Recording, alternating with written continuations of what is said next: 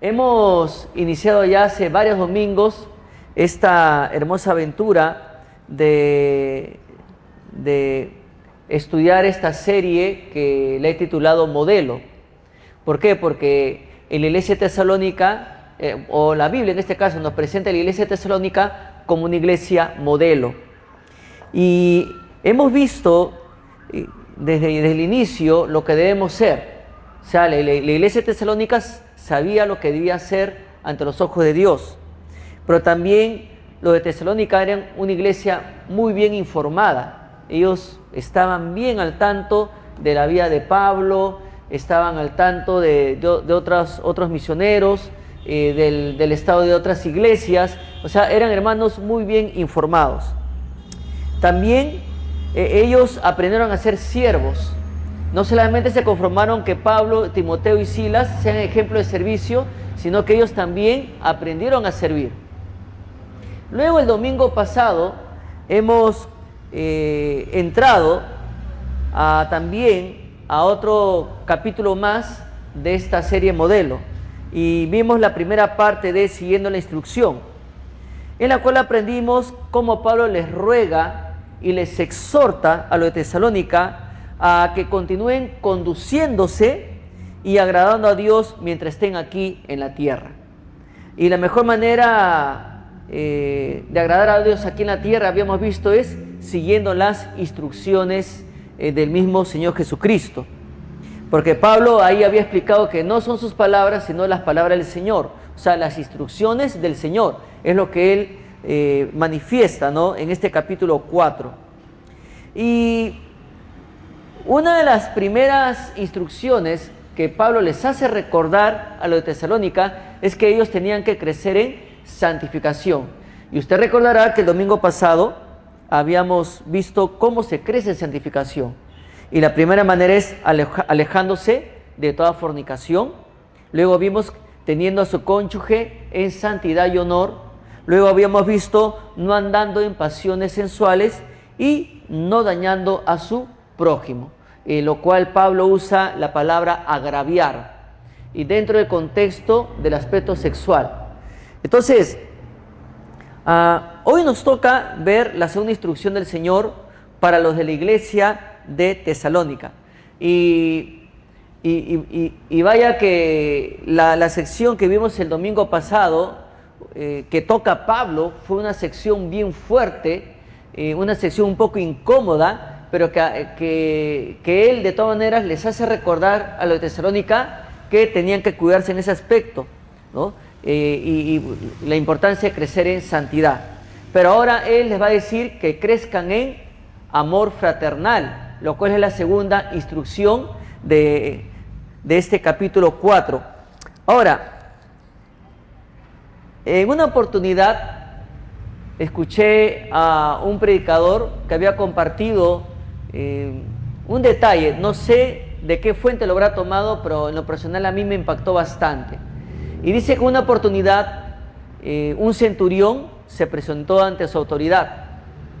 Esa autoridad pues la había mandado a llamar y recibió una orden este centurión.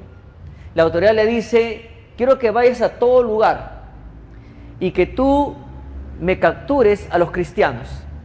Entonces el centurión dijo: bueno, va a ser muy sencillo, y salió con sus tropas a perseguir a los cristianos. Pero el detalle es que en el camino él no veía ningún cristiano, no veía a nadie cantar a Jesús, no veía a nadie orando a Jesús, no veía a nadie adorando a Jesús. Entonces él simplemente le dijo a sus más allegados: creo que hemos logrado el objetivo, no hay cristianos en ningún lugar. Entonces él, optimista, se acerca a la autoridad y le dice: Señor, hemos recorrido todo lugar y no hay cristianos. La autoridad lo queda mirando y le dice: ¿cómo que no hay cristianos? Si hay cristianos, le dice. Si hay cristianos, si tú observas bien, hay cristianos, pero no hay, Señor, no hay cristianos. Sí los hay. Te voy a dar una clave. Donde veas a 2 o 3 caminando, abrazados, esos son cristianos. Donde veas un lugar donde están todos comiendo con alegría y sencillez de corazón, esos son cristianos. Entonces, anda, acércate y captúralos. Ahora, se puede ver, en base a esto lo que compartió este pastor, más o menos en el año 1985, lo cual a mí me impactó bastante.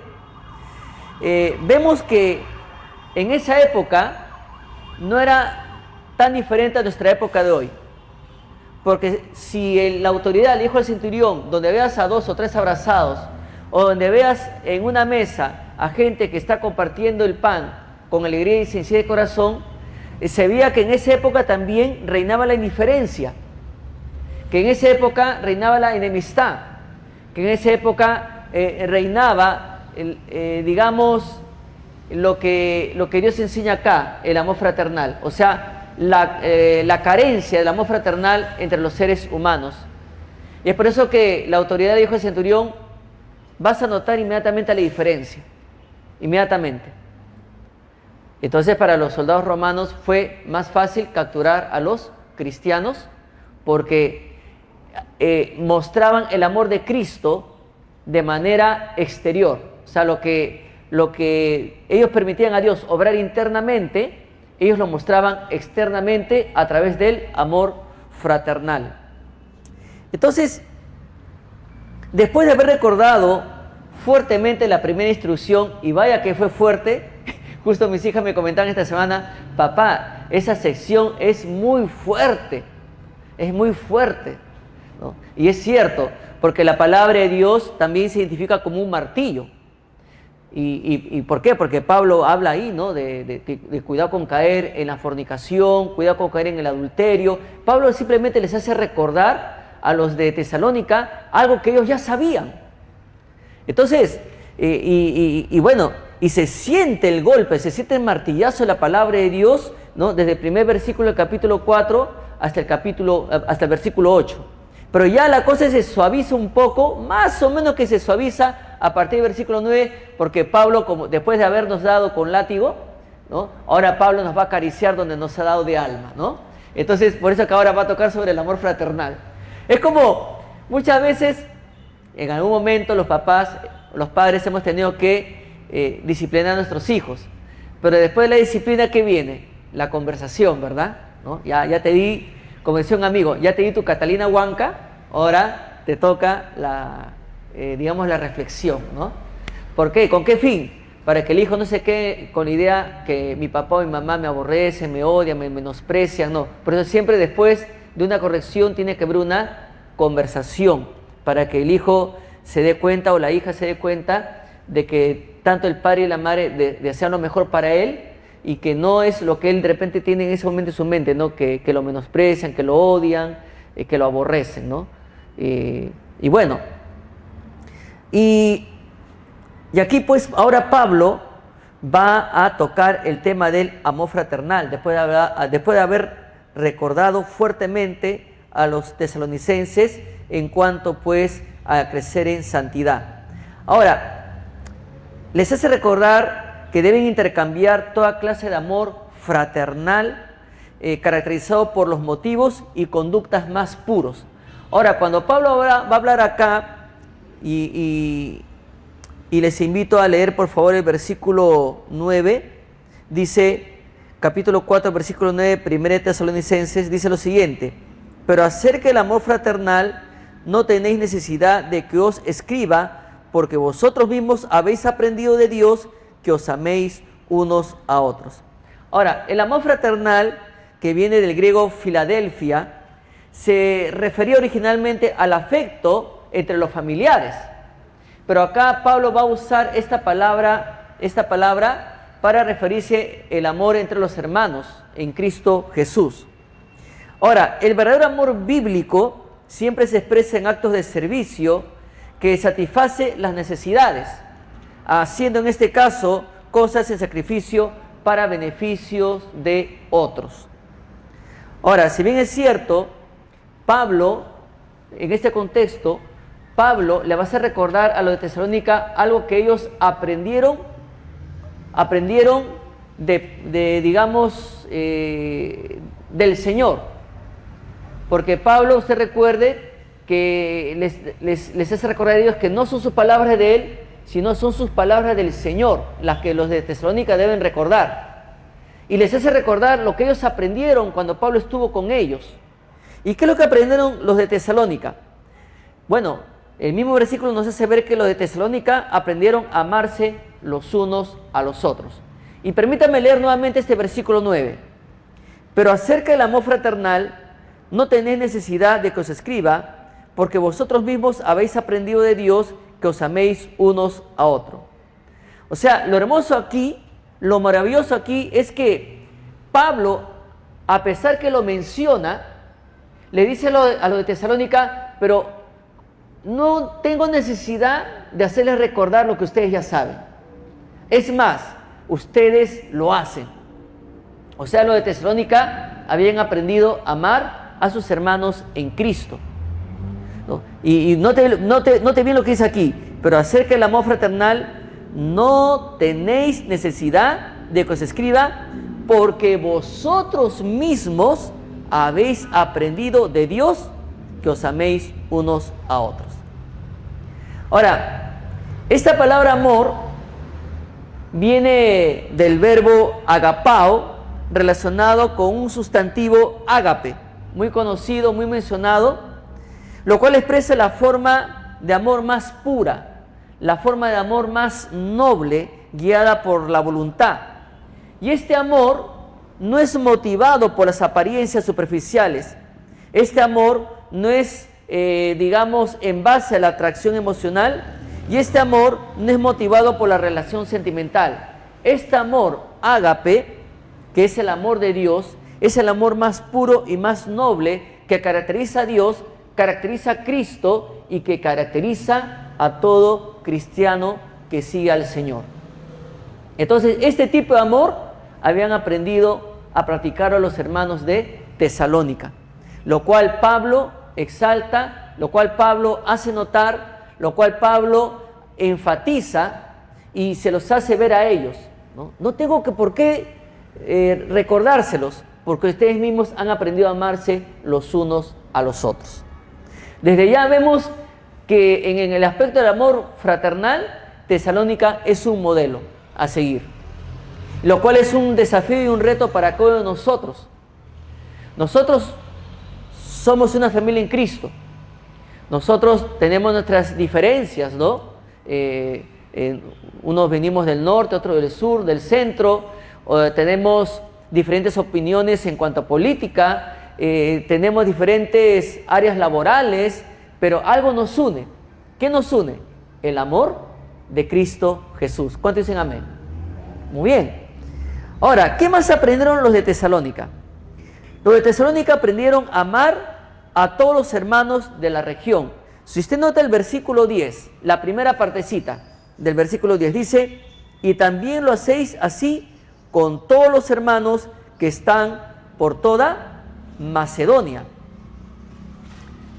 Ahora, los hermanos de Tesalónica no solo demostraron amor por su congregación, no solamente era un amor que se encerraba en cuatro paredes, sino que también lo hacían con otros hermanos cristianos que estaban por toda Macedonia.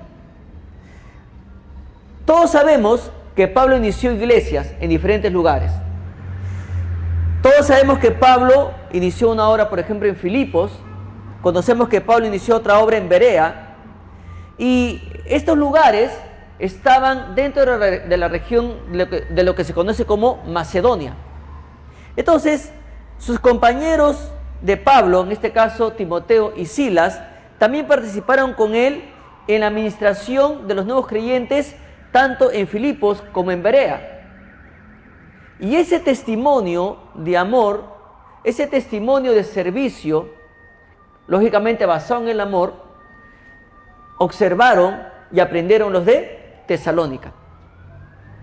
Y es por eso que Pablo, en el versículo 9, Pablo resalta, ¿no?, el hecho de que ellos habían aprendido a amarse los unos a los otros, y no solamente ahí, sino que también ese amor sobrepasó las fronteras. Ahora, los creyentes de Macedonia, o de la región de Macedonia, habían recibido la hospitalidad también de los hermanos de Tesalónica. Y por otra parte, cuando los de Tesalónica fueron a los hermanos de Filipos y de Berea, igualmente ellos, guiados e impactados por el amor de los de Tesalónica, ellos también dieron la misma hospitalidad a los hermanos de Tesalónica cuando fueron a esas regiones. Entonces, por eso Pablo dice, ¿no?, que ese amor ha sobrepasado fronteras. En este preciso instante, ¿no?, hay un grupo de hermanos que se encuentra en ese momento en Río Seco. Los jóvenes de Torrefuerte, todos los grupos de conexión, ya más o menos desde el mes de octubre, se han estado preparando para este día y lo esperaban con muchas ansias. ¿Por qué? Porque también parte de expresar el amor no solamente es con palabras, sino con hechos. Y ellos han estado poco a poco trayendo víveres. ¿Para qué? Para preparar paquetes a fin de llevar a la obra misionera a Río Seco y también para la obra en Cipreses. Entonces, este amor no solamente se ha encerrado aquí en Palmas Reales, en estas 4 paredes. Este amor ha sobrepasado fronteras. Y ahorita ya hay un equipo que está ya en ese momento yendo casa por casa a dejar a los niños que, a pesar de la pandemia, ellos de una manera u otra han continuado fieles al Señor con sus familias. Y lo mismo se va a hacer en Cipreses. Es maravilloso cuando el pueblo de Dios aprende a amarse los unos a los otros. Hemos tenido testimonios muy hermosos dentro de lo que es los inicios de la pandemia. Ha habido personas muy generosas que han llegado a este lugar y le decían a Pastor Fernando y la hermana Beni, hemos traído esto para que ustedes lo puedan entrar a las familias más necesitadas. Y vaya que había familias que cuando comenzó la pandemia cerraron negocios, estaban cero ingreso de economía. Habían familias que pasaron por momentos muy, pero muy difíciles. Entonces, de los cuales el pastor y nuestra hermana Beni tenían conocimiento. Y bueno, inmediatamente contratamos a estas familias, inmediatamente recibieron la ayuda, ¿no?, un alivio, ¿no?, a un momento de desesperación. Entonces, y ese gesto no solamente se ha quedado aquí encerrado en 4 paredes. Debemos gozarnos porque ahora ese amor ha traspasado estas 4 paredes. Y ese ejemplo que nos muestra la iglesia tesalónica, hermanos, nosotros los Palmas Reales no debemos permitir que jamás decaiga, no debemos permitir que jamás se marchite. Yo recuerdo que mi padre escuchaba una canción que la letra decía, ya no riegues esa flor está marchita, tiene muerto el corazón, ¿no? Y bueno, pero nosotros somos una iglesia viva, y lo que nos riega es el agua viva, que es la palabra de Dios. Por lo tanto, el amor entre hermanos jamás debe marchitarse, jamás debe morir, jamás debe agotarse o debilitarse, porque este amor tiene que pasar fronteras, no debe estancarse en estas 4 paredes. Y para ello, ahora viene el reto de Pablo, porque allí en el versículo 10, en la segunda parte, Pablo los va a retar a ellos a crecer más en amor. Y les va a decir, pero os rogamos, hermanos, que abundéis en ello más y más. Qué fuerte es esta palabra. Que abundéis en ello, o sea, en el amor fraternal, más, y luego y más. ¡Qué fuerte! ¿Saben por qué? Porque a veces las circunstancias provocan que el amor se marchite. Entonces, a pesar de que los de Tesalónica eran ejemplos de amor, a pesar que destacaban en el amor fraternal, a pesar que habían aprendido, y no solamente aprendido, sino que lo practicaron, entonces a pesar de que eran de gran ejemplo, humanamente, Pablo les tiene que hacer recordar que su amor no es perfecto. Y eso lo podemos saber dentro del contexto matrimonial. Uno puede decirle a su esposa que la ama, la esposa puede decirle al esposo que lo ama, pero cuando hay dificultades, cuando hay discrepancias fuertes dentro del contexto matrimonial, como que ese amor se marchita. Tanto así que algunas veces dicen, ay, ¿cómo no te mueres hoy día para yo volver a ser feliz y libre y volar como una gaviota? ¿Ah? Y bueno, o a veces, yo recuerdo que a veces hermanos, ¿no?, comentan anécdotas y cuando discuten con su cónyuge, le dicen a sus hijos, miren, si un día encuentran a su madre muerta, ya ustedes saben por qué, porque ya me tiene hasta acá, ya no sé qué hacer con esta mujer. Y viceversa, cualquier día le voy a echar veneno a la sopa, ¿no?, porque ya me tienes hasta acá, le dice la esposa. ¿Y dónde está el amor? ¿Dónde están las palabras dulces? ¿Ah? ¿Dónde está que eres mi pétalo, mi vaso frágil?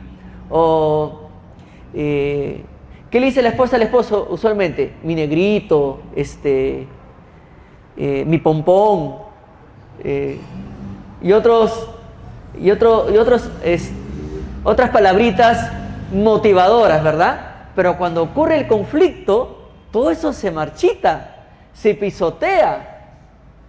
Es como que le echaran a una planta, esta planta que está muy bonita, muy verdecita, pero ¿qué pasa si le echo lejía?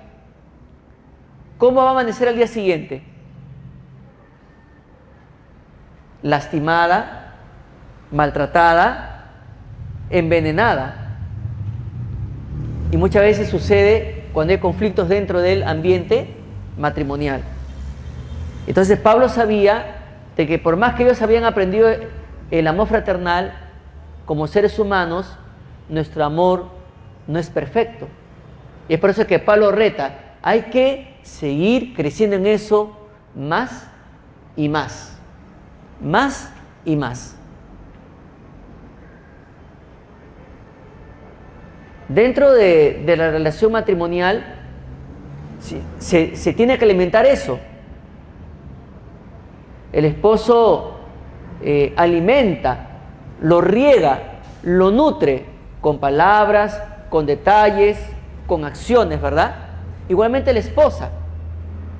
De tal manera que si ocurre una discrepancia fuerte, van a estar preparados para sobrepasar esa discrepancia o ese conflicto, porque permanentemente se riegan de amor constantemente.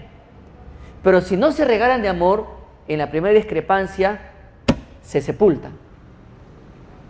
Entonces, y Pablo dice, hay que abundar en ello más y más. Y bueno, hay la oportunidad de abundar más y más en amor hacia sus líderes, hacia sus maestros de escuela dominical de nuestros hijos, hacia sus pastores, entre hermanos y más allá de nuestras fronteras. El día jueves, a eso de las 10 de la noche, recibí una llamada de una hermana con su esposo. Ambos son siervos del Señor y radican en México. Bueno, los dos son mexicanos. Y hace ya años atrás, esta hermana trajo una delegación de mexicanos. Recordaba la hermana Magda, que estuvo en ese entonces, vino una delegación de mexicanos que fueron de gran bendición a los jóvenes acá en la iglesia, y también ellos fueron a otros lugares de extrema pobreza para bendecir a los niños, cortando el cabello y otras cosas que hicieron allí. Entonces, y ellos, yo recuerdo cuando llegamos a un lugar, ellos quedaron impactados y tanto así que algunos de ellos lloraron, ¿no?, por ver que en medio de tanta pobreza las personas no ponían excusas para ir a congregarse, ¿no? Entonces los niños iban inclusive sin zapatos, desabrigados en invierno, la iglesia apenas tenía estera, por algunos lugares su pared era de tela, en otros lugares era de cartón, pero había un ambiente de fidelidad. No había excusa para no ir a congregarse en un frío tan fuerte, porque la iglesia estaba ubicada en un cerro donde se veía prácticamente todo el mar, y usted sabe que la brisa es fría, golpea, impacta, pero no había motivo, ellos igualitos iban ahí a congregarse. Eso les impactó a ellos, y muchos de ellos las lágrimas corrían por sus ojos. Entonces, ellos, esta hermana, con todo ese equipo que vino, aprendieron a amar más y más, y aprendieron a cuidar que ese amor no muera, ¿no? Después volvieron a regresar al Perú también para continuar sirviendo, y otros grupos iban a otros países también para hacer lo mismo. También ese mismo grupo llegó a ir a Arequipa, y interesante porque en Arequipa una manera de sostenerse de los seminaristas allá es que tienen que sembrar, hay un área donde siembran su papa, sus verduras, todo, ¿no? Y bueno, y ellos llegaron a ese lugar y comenzaron a apoyar también en la agricultura, ¿no? Y bueno, de eso se trata, abundar más y más en amor, haciendo a un lado la indiferencia.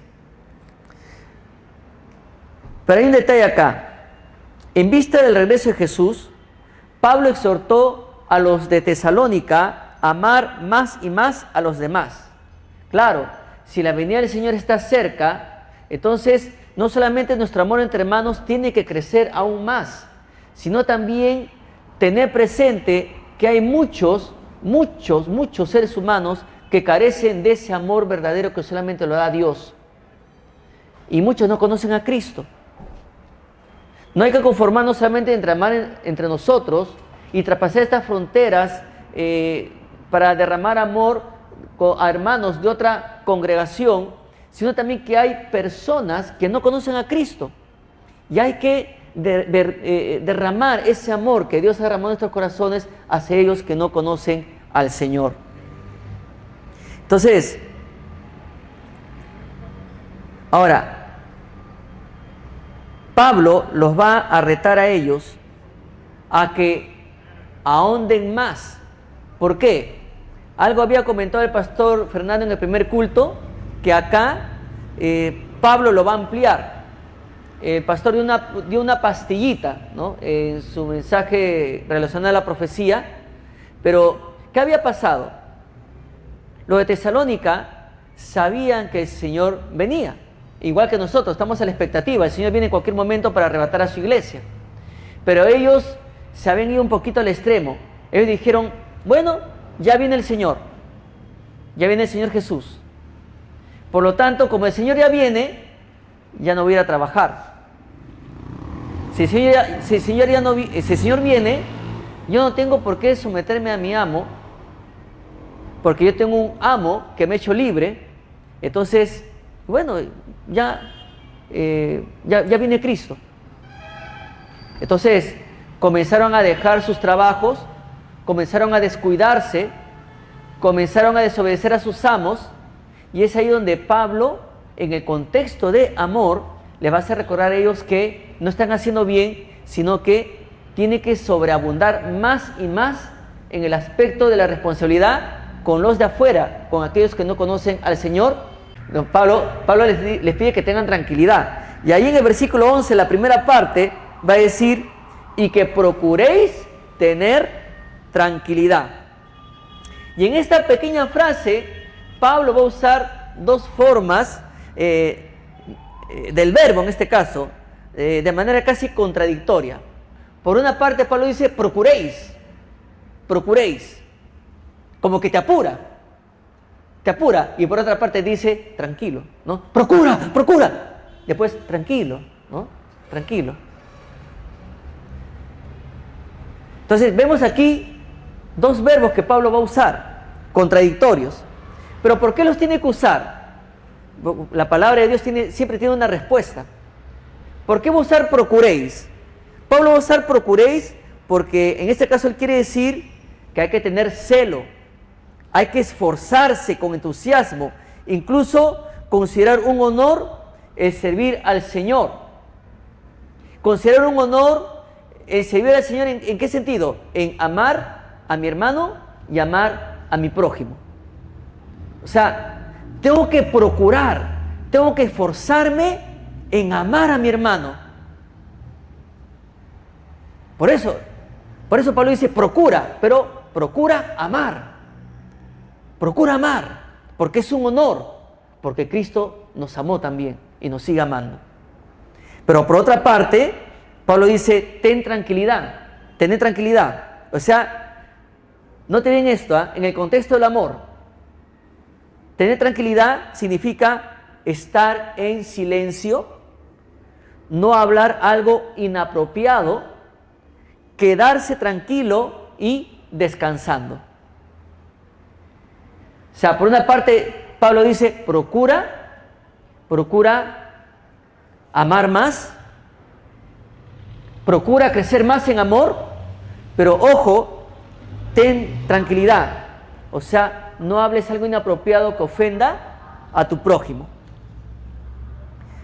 Entonces, en espera del regreso del Señor, los creyentes les hace ver Pablo a los de Tesalónica, los creyentes deben llevar vidas tranquilas, vidas libres de conflicto, vidas libres de hostilidades con los demás, cosa que es un testimonio poderoso del poder transformador del Evangelio. Ahora, y Pablo tenía mucha razón. ¿Por qué? Porque en ese contexto que algunos hermanitos de Tesalónica se han ido al extremo, ya viene Cristo, ya, ¿para qué voy a trabajar? ¿Para qué me voy a someter a mi amo? Ya no voy a obedecer a mi amo porque mi amo es Cristo. Y soy verdaderamente libre porque Cristo me ha hecho libre. Pero para su amo que es inconverso, ¿qué es eso? Desobediencia, en esa época, rebelión, y si eres esclavo, peor todavía, porque en esa época habían esclavos, y más adelante vamos a hacer un poquito de eso. Entonces, y Pablo les hace recordar, no, en el contexto del amor hay que cuidar el testimonio. Ahora, dentro de esto también ellos debían ocuparse en sus negocios. Y en versículo 11, la segunda parte, dice lo siguiente: y ocuparos en vuestros negocios. Simple. Ahora, ¿por qué? Ahora, Pablo pide aquí a los de Tesalónica que se concentren en sus vidas. Les pide que cuiden sus trabajos, o sea, sus responsabilidades, y que no se inmiscuyeran en los asuntos de los demás. Y ahora entendemos por qué en la segunda carta, cuando él escribe a los tesalonicenses, y les invito a buscar un ratito, segunda de Tesalonicenses, el capítulo 3, versículo 11 al 12. A ver, busca un ratito, segunda de Tesalonicenses, capítulo 3, versículo 11 al 12. Y ahí vamos a encontrar un detalle bien interesante. Recuerden, estamos en el contexto de abundar más y más en amor. Miren lo que dice Pablo ahí.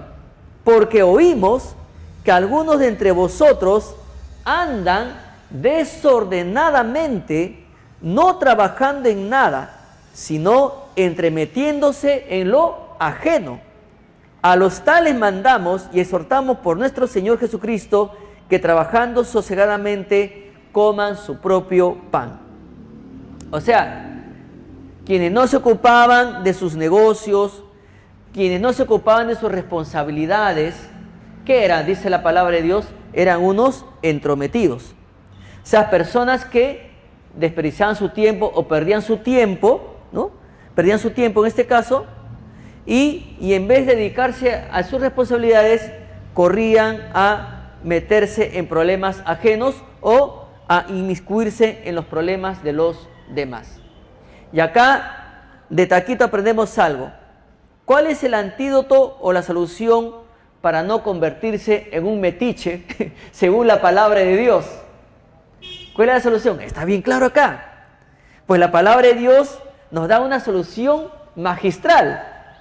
Dedíquese diligentemente y fielmente a sus ocupaciones propias y así llevará una vida calmada, así llevará una vida discreta que servirá de ejemplo a los demás creyentes y su vida glorificará a Dios ante los ojos de los incrédulos.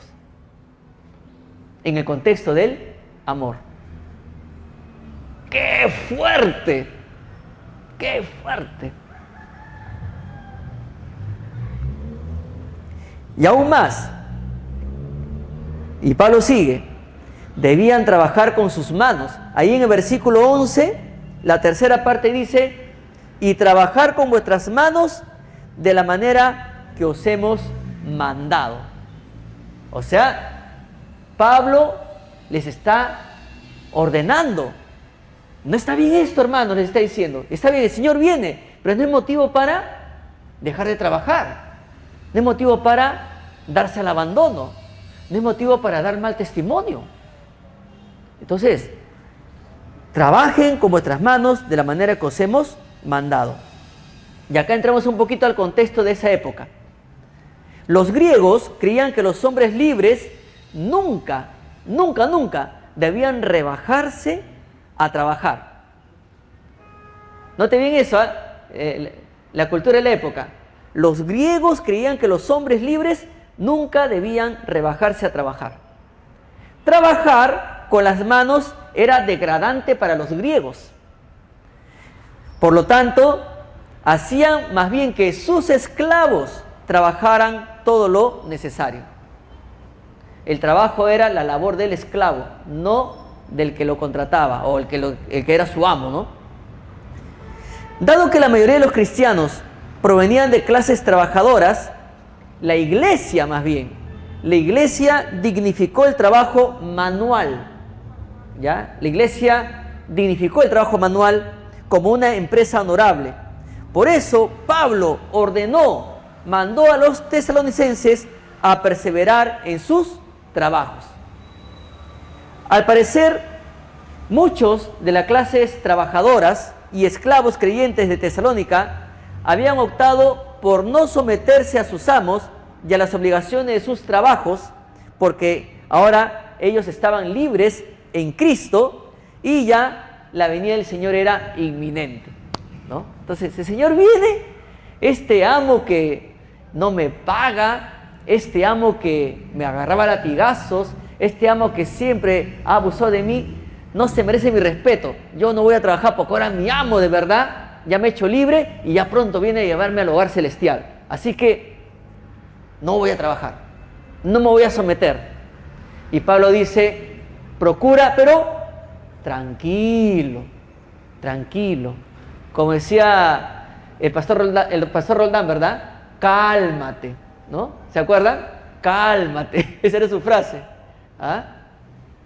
Entonces, por una parte los hermanos están en la expectativa, mi Señor viene, pero por otra parte estaban reaccionando incorrectamente. Ahora, la preocupación de los nuevos creyentes por el regreso de Jesús puede haber intensificado esa actitud que les estaba mencionando a cada momento. Mi Señor ya viene, ¿para qué me voy a someter a mi amo? Mi Señor ya viene, ¿por qué voy a trabajar ya? Mi Señor ya viene, ¿por qué esto? ¿Por qué voy a hacer esto, el otro? Si ya Él viene ya. Allá en la patria celestial hay calles de oro y mar de cristal. Acá, bueno, ya no tengo que preocuparme nada. Allá no va a haber hambre, allá no va a haber eso, allá no va a haber el otro. Acá, bueno, así es que ya queda poquito, así que no voy a trabajar, etc. Entonces, en lugar de mantenerse por medio del trabajo honrado, probablemente algunos estaban dependiendo, y ahí viene el asunto, de los recursos de otros. O sea, estaban dependiendo de hermanos dadivosos. No quiero usar la palabra que se estaban aprovechando, porque esa no era la intención de ellos. Lo que pasa es que ellos estaban convencidos que ya Cristo venía, ya el arrebatamiento es inminente. Pero pero comenzaron a descuidar sus responsabilidades. Entonces el hermano dadivoso comenzó a ver que no, había dejado su trabajo, que ya estaba en nada, de repente tenía hijos, comenzaron a tener hambre, les daba para que no les falte comida a los hijos de este hermano que pues no se había tranquilizado y había tomado decisiones apresuradas. Entonces, estos hermanitos que habían tomado una decisión apresurada, pensaron de que este tiempo de que abandonaban su trabajo, no se sometían a sus amos, iba a ser un breve interludio porque ya Cristo venía. Pero no es así.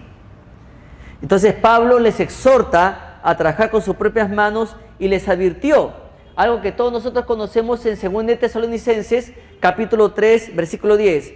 Si alguno no quiere trabajar, tampoco coma. Mire cómo Pablo ya los está enderezando nuevamente a los hermanos de Tesalónica. Si alguno no trabaja, tampoco coma. No había otra manera. Tenía que enderezarlos fuertemente, ¿no? Porque estaban ya prácticamente abusando de las personas que estaban al tanto de las necesidades de ellos. Ojo, repito, no quiero decir que ellos estaban aprovechando de las personas dadivosas, pero a Pablo tenía que poner un alto ahí porque estaban pues desviándose demasiado, ¿no? El Señor viene, sí, pero no es motivo para descuidar las responsabilidades que Dios nos ha dado, como el trabajo, la familia y otras responsabilidades que tenemos. Ahora, el propósito de la exhortación de Pablo sobre el trabajo, sobre amar, sobre tener tranquilidad o sobre preocuparse por los negocios, era fuertemente evangelístico. Entonces, por ello los tesalonicenses tenían que ver unos aspectos importantes. Y allí en el versículo 12, dice lo siguiente. Capítulo 4, versículo 12, dice lo siguiente: a fin de que os conduzcáis honradamente para con los de afuera. Entonces, el primer detalle que tiene que ver lo de Tesalónica en el contexto del amor es que debían conducirse, una palabra muy importante en estos tiempos, honradamente. Honradamente. Estamos en una época de pandemia, estamos rodeados de muchas personas que el terror, el miedo los ha aplastado, ¿no? Muchas personas están abusando con los precios. Nosotros hemos visto, ¿no?, al inicio de la pandemia cómo volaba el precio o había aumentado el precio del oxígeno, la ivermectina y tantos medicamentos se dispararon. La aspirina estaba por las nubes y bueno, la insensibilidad se hizo más fuerte. Y en medio de todo eso, en medio de todo este contexto, hoy también Dios nos dice: hay que conducirnos honradamente. Para Pablo, en el contexto de este amor que sobreabundemos más y más, para Pablo la clave del evangelismo era un detalle importante. ¿Sabe cuál es? La integridad. La integridad. Es una palabra tan importante en estos tiempos que fastidia a muchos. La palabra integridad en estos tiempos les fastidia a los políticos, a los presidentes, a los empresarios.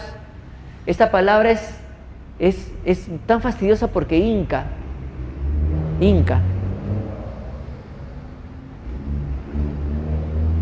Entonces, para Pablo, pues, el evangelismo es clave. ¿Por qué?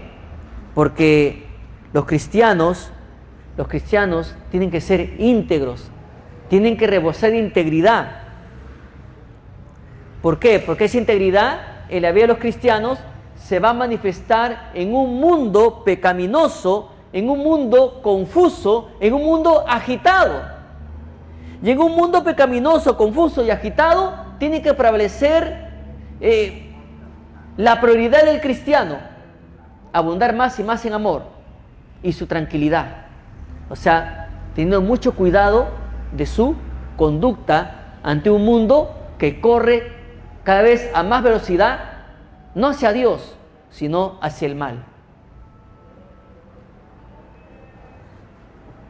Cuando los creyentes muestran actitudes, cuando los creyentes muestran hábitos diligentes, cuando los creyentes viven de modo tranquilo, cuando los creyentes viven de modo amoroso y abundan en ello más y más, que respetan la privacidad de los demás, que no se entrometen ni entran en chismes, entonces todo eso se convierte en un poderoso testimonio para los que no conocen a Cristo, y eso provoca que el Evangelio se haga más creíble. ¿Por qué? Porque la integridad misma impide que se manche el nombre del Señor.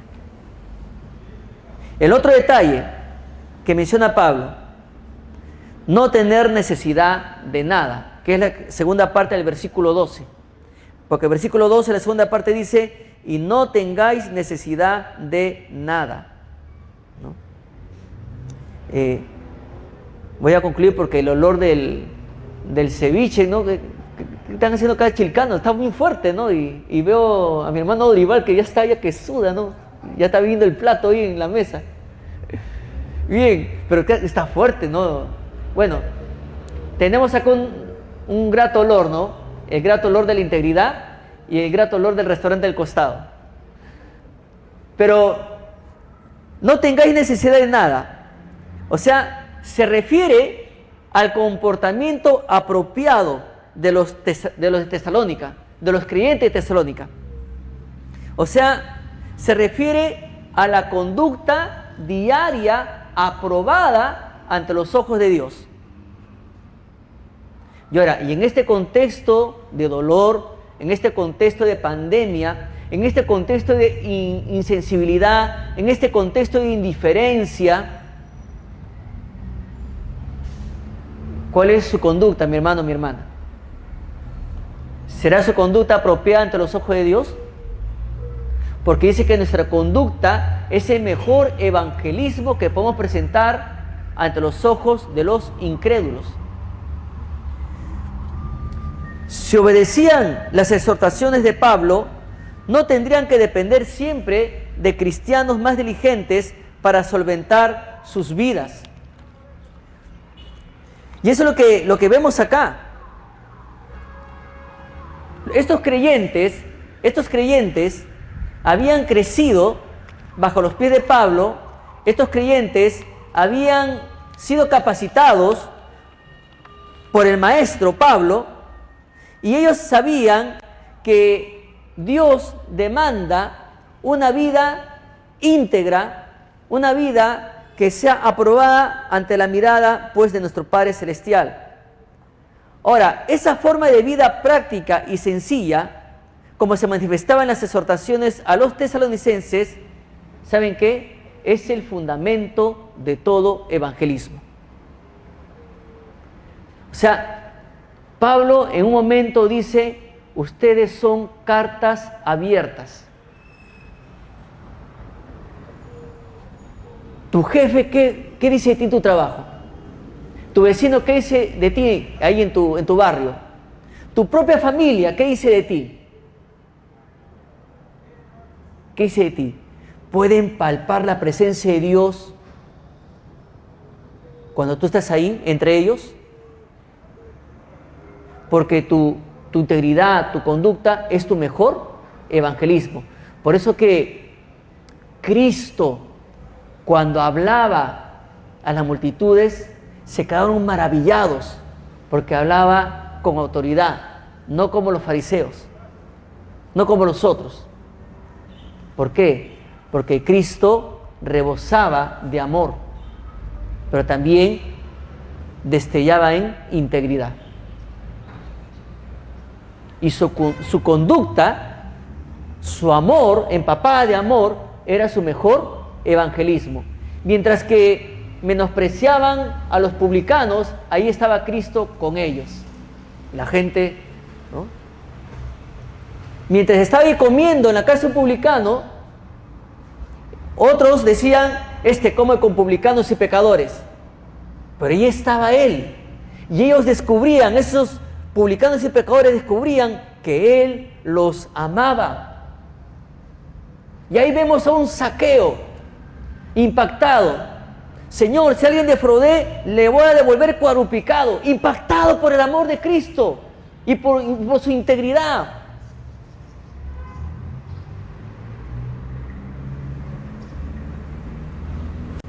Hoy más que nunca tenemos que sobreabundar más y más en amor entre nosotros, en nuestra conducta, para que miles que están afuera, que no conocen al Señor, puedan ser impactados por nuestra manera de vivir. Alguien escribió lo siguiente, quiero compartirles esto: los creyentes que aman con sacrificio, que exhiben vidas tranquilas, que se centran conscientemente en mantener sus propias vidas en orden y llevan a cabo fielmente sus responsabilidades diarias en su lugar de trabajo, evitando cualquier tipo de dependencia asistencial de una persona más madura, proclamando al tiempo el Evangelio, a la luz del regreso de Cristo. Dice esta persona que escribió esto, son los testigos más eficaces para sus vecinos y seres queridos no salvos. Qué importante, mi hermano, mi hermana, es sobreabundar más y más en amor. Qué importante. Hemos visto ya dos instrucciones de Pablo.